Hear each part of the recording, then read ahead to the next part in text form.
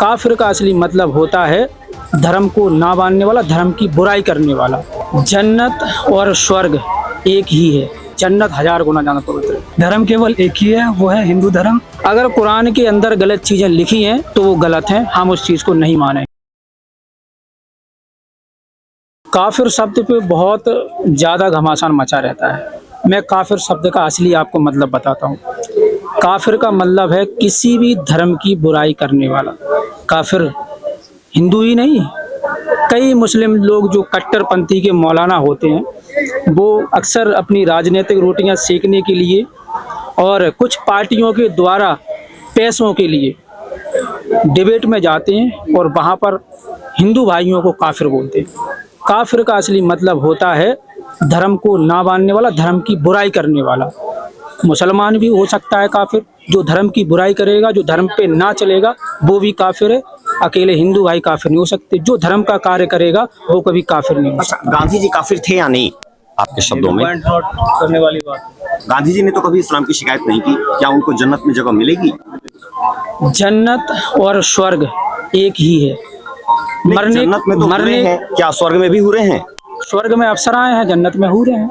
लेकिन स्वर्ग से मनुष्य वापस लौट करके आता है, क्या जन्नत से भी वापस लौट करके आएगा? जैसे स्वर्ग में हूरों के जन्नत में हूरों के बारे में कहा जाता है। मैं हूरों के बारे में मेरी भी कई बार कई मौलानाओं से बहस हुई है। एक शब्द है इस्लाम धर्म के अंदर जिना। जिना शब्द है अपनी स्त्री को छोड़कर पर स्त्री के साथ संबंध बनाना, ये हराम है।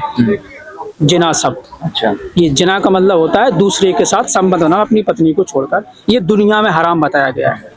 अगर आप जिना नहीं करेंगे तो आपको जन्नत में 72 हूरें मिलेंगी और उन 72 हूरों की सरदार आपकी पत्नी होगी, आपकी बेगम होगी।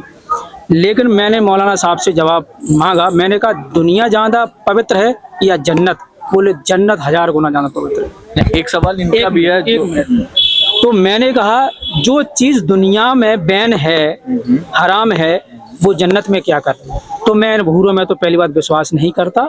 और जो पत्नी दूसरी स्त्री को सहन नहीं कर सकती, वो पत्नी 72 बिल्कुल सरदार होगी और वो परोसेगी। मैं इतना बुरा तो हमारा खुदा नहीं हो सकता। ये कोई रॉन्ग नंबर है जो ऐसी बातें बताते हैं। ये जो आपका सवाल था सर, ये सवाल बड़ा जो है इन्होंने जो किया वो उस पे भी जो है मैं चाहूंगा कि आपकी उस पे भी जो है टिप्पणी हो। आपका सवाल क्या था? सवाल ये तो इन्होंने कहा कि जन्नत और स्वर्ग एक ही है। इस पर हमने कहा कि नहीं, दोनों में जमीन आसमान का अंतर है। एक में 72 हूरें हैं और कई कई हजार सालों तक उन एक एक हूरों से भोग लिखा है, और एक में स्वर्ग की कल्पना है कि हम अच्छे कर्म करेंगे इस जीवन में तो हमें अच्छा जीवन मिलेगा। स्वर्ग शब्द 2 शब्दों से मिलकर बना है, स्व प्लस ग, सुखों में गमन करने वाला, तो उसे श्रेष्ठ जीवन मिलेगा। और अगर कोई व्यक्ति गलत काम करेगा तो उसे दुखी जीवन मिलेगा, कुत्ते बिल्ली के रूप में जीवन प्राप्त करेगा। तो यहाँ पर जन्नत को स्वर्ग कहना बिल्कुल ठीक नहीं है। हमारे यहाँ स्वर्ग, मैं यहाँ स्वर्ग और जन्नत की समानता बता देता हूँ। जन्नत की बात होती है 72 हूरों की, लेकिन आप वेद पुराणों को पढ़ेंगे उसमें बात स्वर्ग की बात होती है हजारों अप्सराओं की। आप क्या एक रेफरेंस दिखा सकते हैं कि कहीं वेद में अथवा उपनिषद में, सद ग्रंथों में कहीं भी हजारों अप्सराओं जैसे शब्द का प्रयोग हुआ? अप्सरा शब्द आया कहाँ से? अप्सरा एक जैसे यक्ष, गंधर्व, अप्सरा, ये सब हम मनुष्यों में, श्रेष्ठ लोगों में या भिन्न भिन्न लेवल है।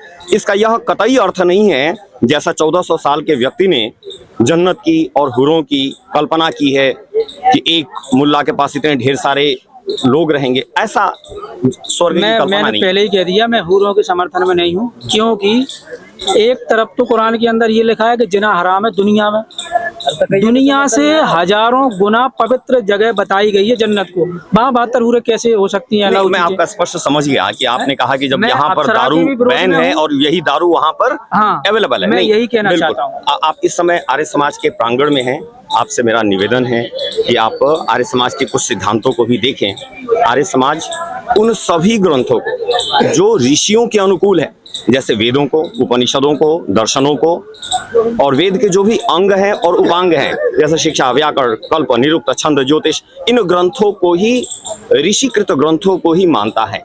और जितने अन्य ग्रंथ हैं पुराण आदि से संबंधित, आप आर्य समाज के परिसर में आए और आप उन ग्रंथों को आप पढ़ें, समझें।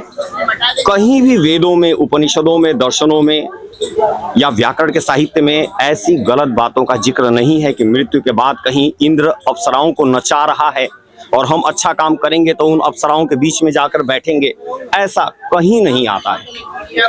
लेकिन एक चीज पूछना चाहेंगे सर, जैसे हम लोग टीवी सीरियल देखते हैं, बचपन से हम लोग धारावाहिक देखते हैं, तो उसमें जो कल्पना की जाती है स्वर्ग लोक की है, तो उसमें इंद्र बैठे हुए हैं और जो है, इसके बारे में आपको स्पष्ट बता दूं, रामायण के लिए महर्षि वाल्मीकि एकमात्र ऑथेंटिक ऋषि हैं।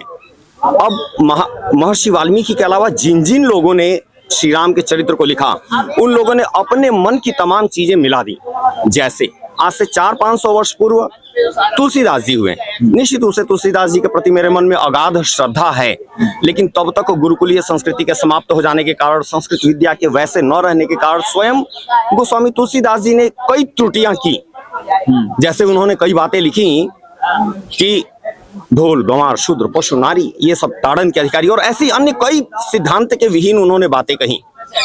तो हम अगर श्री राम के उत्तम चरित्र को जानना हो तो केवल वाल्मीकि रामायण को पढ़ें। मनमोहन सिंह के भी घर में किसी ने, उनकी शायद बिटिया ने, किसी ने एक रामायण की रचना कर दी, और ऐसे 300 से अधिक रामायण उपलब्ध है। ऐसा ही एक रामायण रामानंद सागर ने भी लिख दिया और उसने टीवी पर प्रसारित कर दिया। अब उसमें रामानंद सागर ने अपने मन की कपोल कल्पनाओं को बाणों के माध्यम से और अन्य तरह तरह माध्यम से, इंद्र के माध्यम से, अप्सराओं के माध्यम से दिखाया।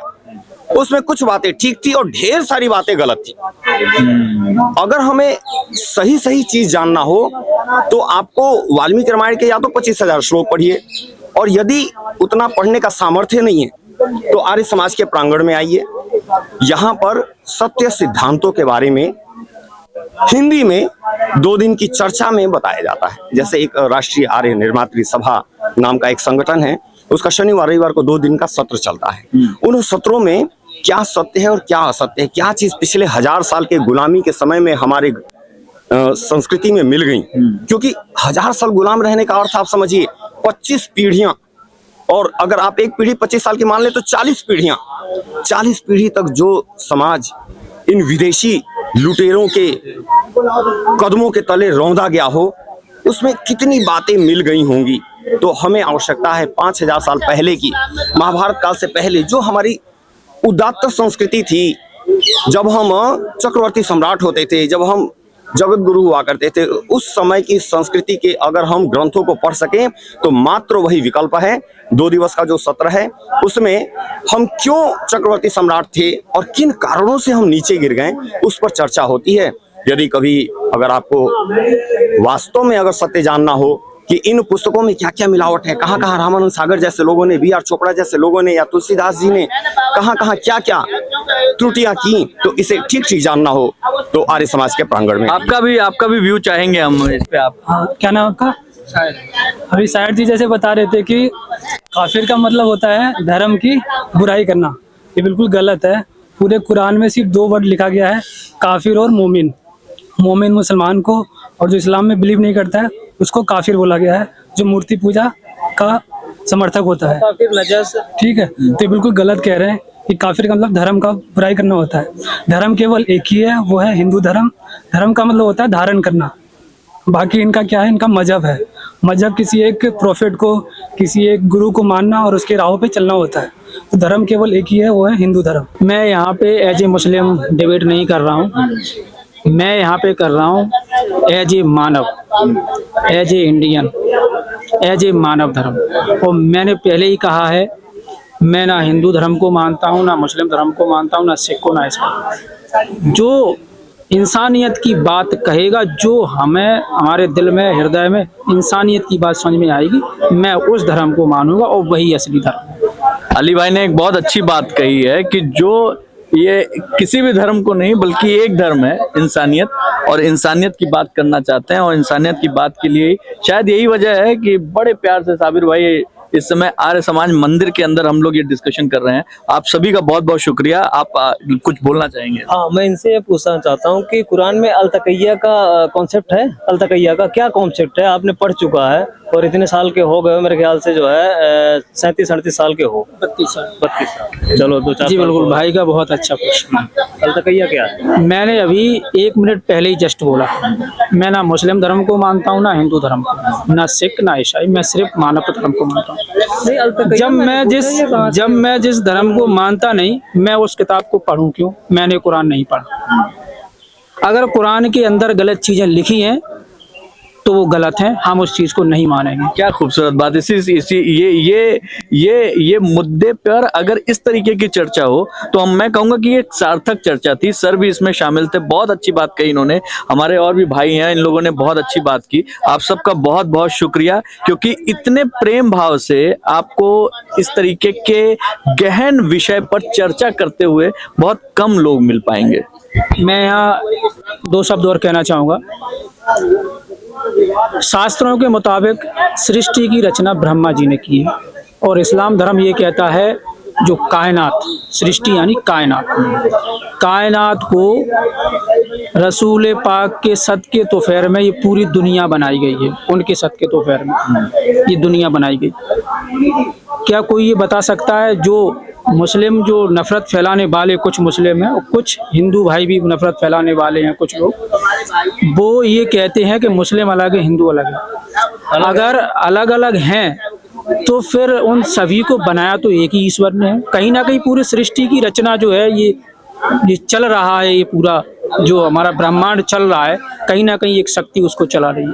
वो शक्ति एक है या कई प्रकार की शक्ति है? वो शक्ति एक है, प्रकार की शक्ति। उसको बनाने वाला एक है और इस दुनिया को चलाने वाला एक है। अब मैं ये नहीं कह सकता वो खुदा है, ईश्वर है, लेकिन है।